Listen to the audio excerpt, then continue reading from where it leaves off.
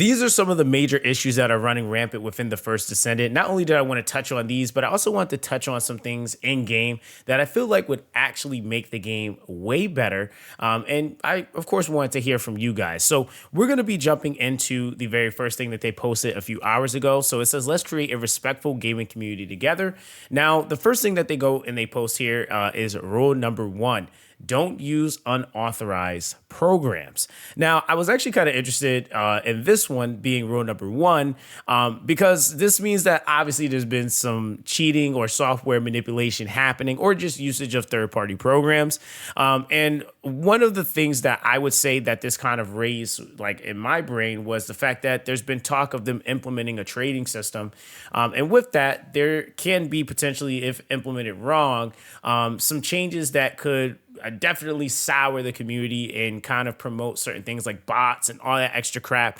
So I'm really hoping that they do actually handle unauthorized program usage, definitely making it to where, again, this is just a complete no-no so that players are able to just have an overall smooth experience and just kind of keeping it fair. I think that that's really why this is rule number 1 is just to overall keep the game fair. But let me know how you guys feel about that because rule number 2, I think that this one is even bigger because with the unauthorized programs, I'm not sure if everybody's actually seeing that. If you have seen anything like that, what exactly have you seen, right? Because they were pretty vague, but obviously people have been saying something about it. So that means, yeah, it's been something going on. So let me know what you guys have been seeing.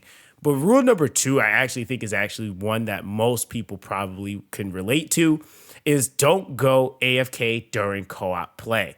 Now, the big problem with this is that the game scales to a certain amount based off of the number of players. I think up to 3 is the highest that it'll scale, but it's still pretty difficult, even with the 4th person.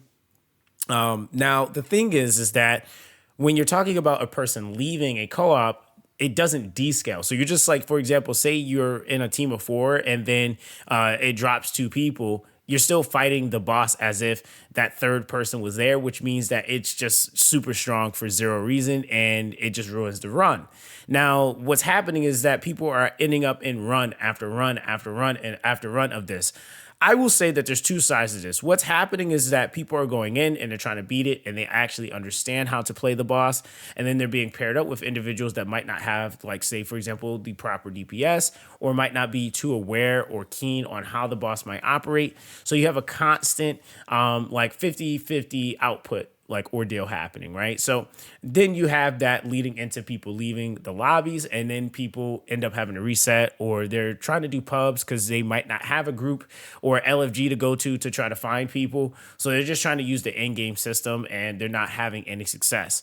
I will say that overall, pubs kind of suck when we're talking about doing things like this. If I'm being honest, I have typically been running with a squad. I would say like that's probably going to be one of the best choices outside of soloing things if you possibly can, because the difficulty spike on the boss isn't nearly as much when you are able to solo. But this is another reason why I've been putting out so many videos on building DPS, getting better mods, all that stuff, because a lot of people just don't have the right mods and or the proper DPS or damage to even tackle the boss on their own. And I would even say that if you duo something too, that also could be pretty beneficial. But the most important thing with this, though, is that some people actually want them to add a penalty, like a timer or something like that to those that leave co-op.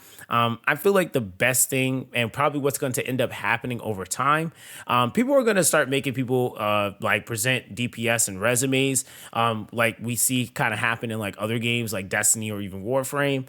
But I also think that that's also the reason why we don't actually see people's DPS numbers at the end of fights, is because it seems like they're trying to prevent certain levels of toxicity, because regardless of whether we want to admit it or not, it does get kind of crazy when you're able to see everyone's DPS and you're like, yo, you're garbage. You didn't deal that, right? That's how some people are. So I think that they're trying to make sure that the community isn't a toxic place. They want people to exist and be around. Unfortunately, in the gaming community, it just does get toxic. It's just what it is. But I will say that there's a lot of different things that they could implement for co-op play that definitely could help out quite a bit. And I would say, like, first things first is one, just simply making sure that they implement some sort of like scaling to descaling as things happen. Because I'd say when you have people leave, it's like you just literally can't do nothing but start the run over unless you're at the cusp and somebody can clean it up. But other than that, it's just an entire reset. So hopefully they're able to do more with the co-op play and people going AFK or leaving. I think that that's something that is just like a big issue. And every single person that's come to a stream, every person that's like come on the video and referred to it, they're asking for people to help them run it. I would say, guys, join a community. That's like one of my best pieces of advice. Join a community where there are people actively helping you, or at least attempting to help you build whatever it is that you need to be able to clear the content. Because I promise you, it is clearable. All right. Now, with rule number 3, it says don't do AFK farming missions. Now, I'm gonna tell you why exactly this is a issue, right? And it's 2 parts to this because I get it, but I also see where the players also doing work as well are coming from. The problem is that what we have currently going on is there's bunnies all through this game, right? And for what we know with Bunny, Bunny is the farming character in the game. She is the AoE goddess right now, and speedster of the game. So with that being the case, typically if you end up in a room with multiple bunnies, even if it's 1 to 2, some people are getting 3, right? Bunny is running so much faster, going through the mission so much quicker. She's just honestly making it super easy. And so I know what's happening for some players is that they just don't feel the need to actually go and do the mission because this character is so much faster, so much further ahead, is AoE clearing everything. Why would they, right? And that's just the perspective. I don't personally feel that way because I still run around every single match that I do personally, but I get why they're doing it. Now, the thing is that I also get why the individuals that are doing it feel the way that they do because they're doing all the work. And I will say that there is kind of that kind of catch-22 to the situation where it's like it's hard for a player to keep up. Why would they try to run after a bunny to try to keep up with everything when they're not even able to really hit anything? And I'm not going to lie, that's literally what happens. When you're in a room with a bunny, a lot of the times you might shoot one thing and then bunny just kills everything else. Like they're like, it just is what it is, right? So they have to try to find some way to kind of balance that out. Somebody actually said it on this post, which I find to be funny. He said, yeah, I wouldn't be going AFK if I didn't have 3 ultimate bunnies every session. They're doing the work for me.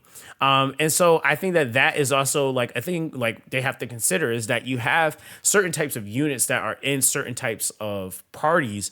So they're making it a lot faster and so much faster, in fact, that I could even argue it would be harder for a player to keep up. Like once a bunny gets going, unless there's literally a portion of the room where they have to stand on a panel or do something or clear, that's the only way that I'll be able to catch up. Otherwise, they're gone. They ran through the mission. And I would say that the only other problem that this can present sometimes too is when you don't have a bunny and then you end up in a lobby where nobody's a speedster. And then there's okay, we're all running and doing the mission regularly. And then you'll have 2 people staying in the back waiting to be spawned into the boss room. And then they still don't move. So they're not actually even helping you with the boss fights.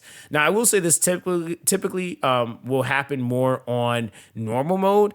I haven't personally had this happen on hard mode just yet, but it doesn't mean it hasn't happened. Let me know if this has happened to you guys. Now, I want to shift over to in-game because there's a couple of different things that I want to talk about that I feel like if they adjusted these things, this would also make the farming not feel as bad. Now, one of the first things that I feel like would actually really help the game is a way of dealing with excess duplicates. Now, there's a couple of different things that they could do. And I talked to a few creative friends of mine, just kind of discussing hey, what do you guys think that they could do?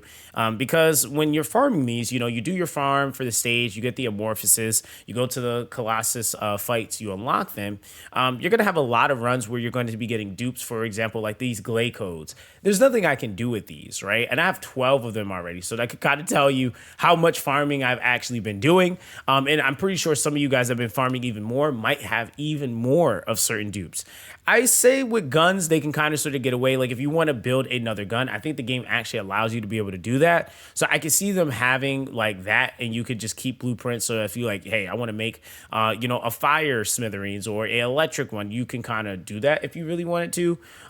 But again, you could also argue you could just swap mods on and off. off, right? But if you're looking at things like the Glay code, you're going to basically be utilizing the Glay code one time when you make her, and then after that, she's just not going to be made. Or even if you're farming the stage that requires you to farm for, say, the Amorphous that's going to be giving you the drop for the Afterglow sword, you're going to be getting things like the Bunny Stabilizer. And if you already made Bunny, there's no point in you even, which you do that super early in the beginning, you're doing absolutely nothing with this. So I think that they definitely have to implement something. I'm hoping that if the trading system comes in, these would be things that we would be able to put in there. But if not, then they're definitely going to have to implement some sort of like universal resource that we can say take, and maybe within that shop, or if they do a shop, it'll be something like crystallization catalyst or stabilizer, certain things that you can buy at a X cost that would help you with your progression. It probably wouldn't be like super easy to like say hit the currency threshold, but at least it'll be something to have to work towards that you'll be able to take advantage of at some point as you're grinding, so you know that those resources aren't being wasted. Another thing that I think would actually help the game out quite a bit would be the Void Fusion Void Reactor farm, right? And I guess this also includes strategic outposts. So again, I haven't met anyone yet. Let me know if you love farming these, but I haven't met anyone yet that's like, dude, this is like the best farm ever. This is so cool. This is so fun. Everybody hates it. Now the thing is that I feel like part of it is also because of the fact that one, when you are farming things like the void reactors and doing the void fragments, the resources that you're gaining. So when you do the void fragments, for example, here, you're going to be gaining the monomer shards, the inorganic shards, and this would be fine, right? If you're saying you're running in co-op and everybody's getting these resources, it would be great. And then we go to the void reactor after we do the strategic outpost, right? Because we need the amorphous from here. But then again, there are certain amorphouses that only can be obtained if you do the infiltration, which for those that don't know, Sharon makes this much easier. So you have certain things that you can only get if you do the infiltration, which I would argue if you're not running with a party, you have to use Sharon because there's no way you can hit 3 to 4, different, what are they called? They're like basically like valves or tubes that are there. You can't hit those on your own. Like it's literally impossible without either a party or utilizing Sharon and going invisible, right? Which again, one part of the process, which is fine, right? So you get the amorphous, and then depending on what it is you're trying to get for that amorphous, so say like with 63, it has a 5 to 25% chance of dropping, right? So that's already a thing. Then when you go to farm the fragments, you're getting these monomer void shards and inorganic void shards, and then it's like on top of that, it's going to be, accumulated. Say you're in a group, everybody's going to be getting it. But then when you go to the void reactor, it's going to use it for each person that's in the party. So it doesn't use it individually for the person that activates it, but it takes it out of every single person's bag. And the problem with this is that it just makes it to where you're farming way more than you really honestly should. I feel like it's sharing this and it really shouldn't. I feel like, again, you have to farm this so much anyway. And let's say, for example, just for the visual sake here, let's say we're looking at that 063, right? This 063 pattern is dropping that Valby code at 10%, right? So thinking about the chance of that dropping, you could get extremely lucky and it drops on the very first one, or you can do this 45 times and it still doesn't drop, or it finally drops at the 46th time. Like this is still a like extreme grind when you look at it. And even if you had those 3 extra chances from your teammates, if they're able to activate it, then that would be, immensely helpful to this grind process that's already grindy. Like you're not just doing this for one part, you're doing this for multiple parts. And I get it. They're trying to time gate us to a degree, but there's just certain things that just feel a little unnecessary. Like for example, if we're all farming this resource, then we should all be able to acquire it. But I think the other issue with this too is that it also kind of sucks because what ends up happening with these is that you also have for the void reactor, or sorry, the void fragments, only a certain attribute can farm these. So if you don't even have the attribute, then you're just kind of there to help, right? Like with DPS. And that's kind of the other thing. It kind of almost doesn't matter. You just need one person to gain it, because otherwise it's just going to be utilizing all of the party's resources all at once. So it's kind of a weird thing to force, attributes onto something when in all actuality, it's going to take it out of everybody's bag anyway. So I don't know. This is just some things that I was like, if they were to adjust these, this actually would help quite a bit. I know we have a maintenance coming up, so we have to wait and see what exactly is going to be changing within the game. But I'm intrigued to know what you guys think. Let me know in the comment section down below. But that's going to be that with this one, guys. I'll catch you guys in the next one.